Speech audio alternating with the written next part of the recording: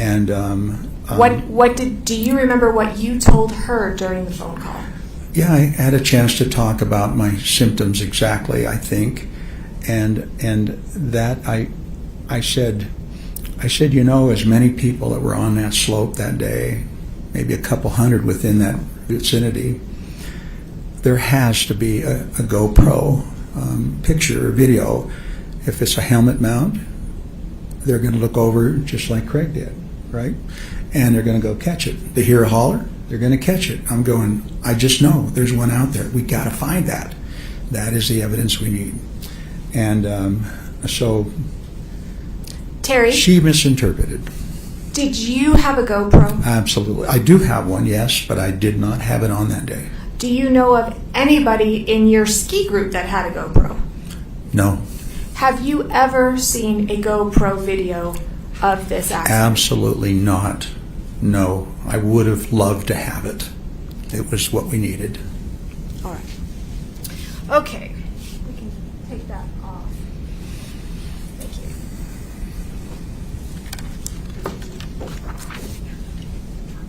you. Let's talk about your injuries. What injuries, to your understanding, did you sustain in this collision? At this point? Right now. Right now. What your understanding as to what happened to Terry in this collision? At this point, I know that I had at least 4 broken ribs.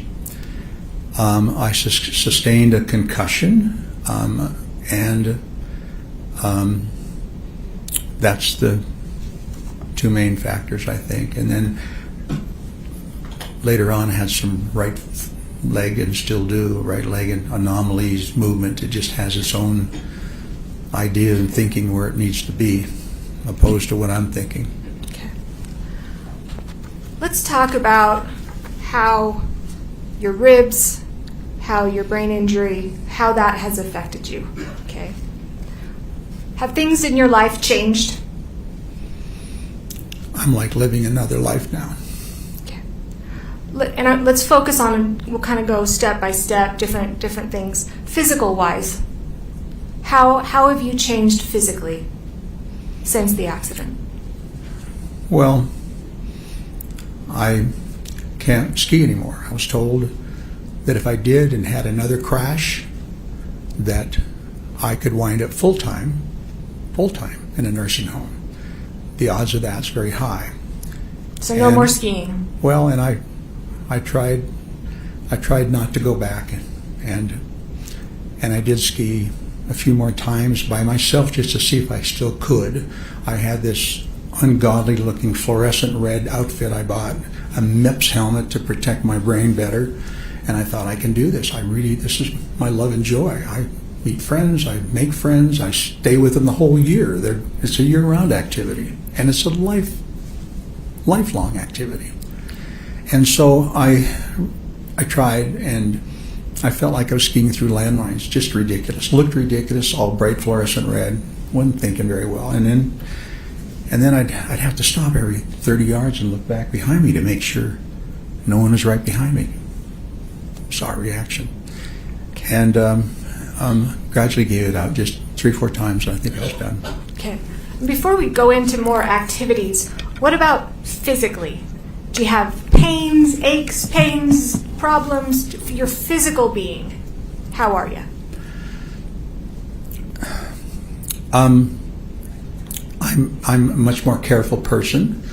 I don't take any risks, and more brain damage, and I'm not sure I understand your question exactly. Have you had any kinds of balance issues or headaches? Of course, initially, that was just, my life was living in an orange chair, sitting there initially, and sleep for 12 hours, and then sit for half an hour and tell Carlene I gotta go back to bed. But to be fair, it's not like that anymore. No, it's not. No, I had no anymore. No, it's not. Let's talk about mentally. How have you seen yourself change mentally? What are some things that you've noticed or difficulties that you've had mentally? Many things I don't have the words nor the intelligence or training to explain. You have lots of words. I do. I admit.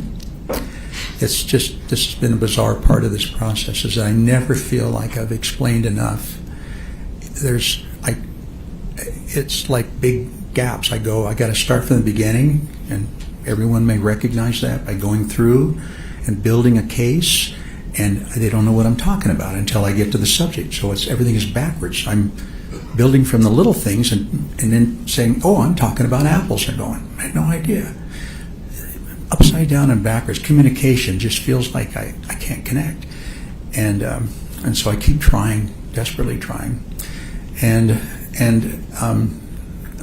personality changes is not something I just know it's different. Things are weird. You ever get lost? Oh my gosh, that was among the first signs when I tried to get out and work on the green team. And wait, whoa! What's the green team? What are you talking about? I volunteer for lots of groups, probably a couple hundred hours a year at least, I would think. And green team is one of those that's significant. A large group of heavy lifters who pick up plastic and aluminum recycle after concerts. And USANA was the main one, even though we've done Liberty Park. And it's a group of maybe 15 people.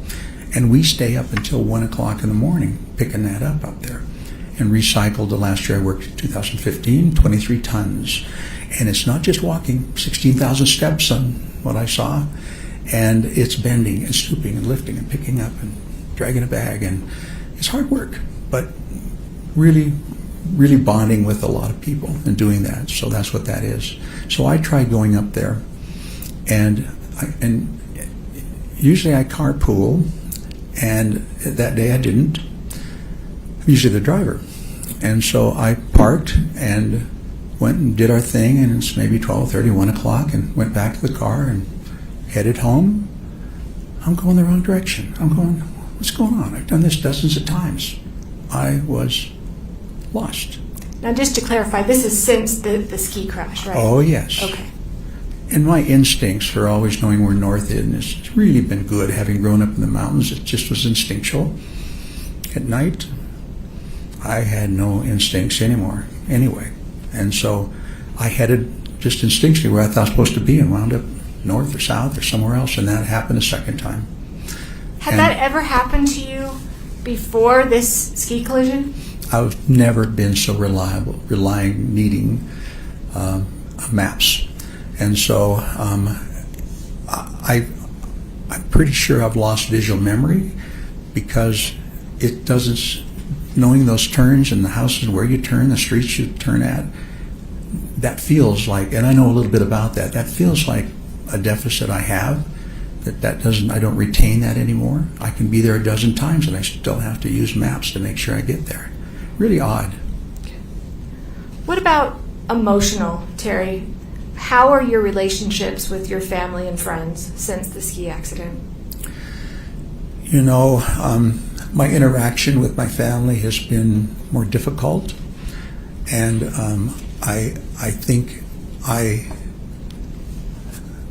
of course, I'm desperately to be close to my family and my girls, but something's wrong in my essence and what I bring to the table with them.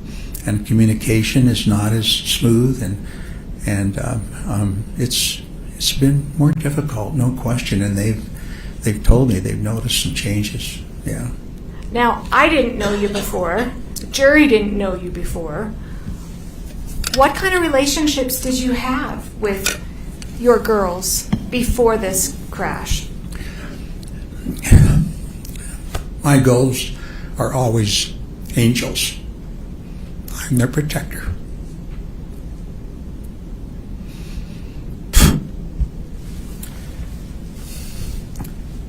Some things happened to them while testifying that I heard about it. It hurts to see them in that place as their protector. I rode home with them and started sobbing, so I get caught up in that. Do you love your girls? Oh my gosh. There's been some discussion about your relationship with Jenny and that it's not always optimal from your perspective, what is your relationship like with Jenny? And how has it been even before this accident? Yeah, Jenny and I probably don't communicate as well as I do with my other two daughters. Not probably, definitely we don't. We just have a hard time in that process, and I will not give up. I try to push to keep those lines open, but there's been times when there's been long breaches in our conversation. And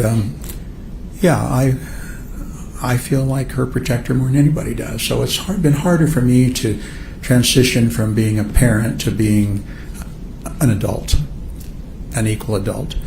I just feel like I need to intervene more on her behalf and help her. It's been hard. Let's talk about Carlene. We heard her testify last week. She's a catch. Why'd you let her go? In my choice, I wouldn't have, but I had it. After 8 months, I had to tell her to leave. I said, I'm not asking you, I'm telling you, you got to leave. And Why'd you tell her to leave? I knew she didn't buy into this. She didn't buy in to me not being the same person and coming into a relationship. And I said, I'm not sure I'm going to get back to normal again. And I don't want you to feel like that I'm a crippled vet and you're going to stick it out with me, because I know you would. Half a brain or whatever. I know you would, but don't do it. You need your life. You run right now. And it was a sad time for both of us, I know. And she's in a great relationship with Bill now. And that was the purpose. And I think better than what I would have brought, honestly. It's hard to admit that, but it's true. Council, would this be a good place to take a break? Sure. Okay, we'll take a short recess.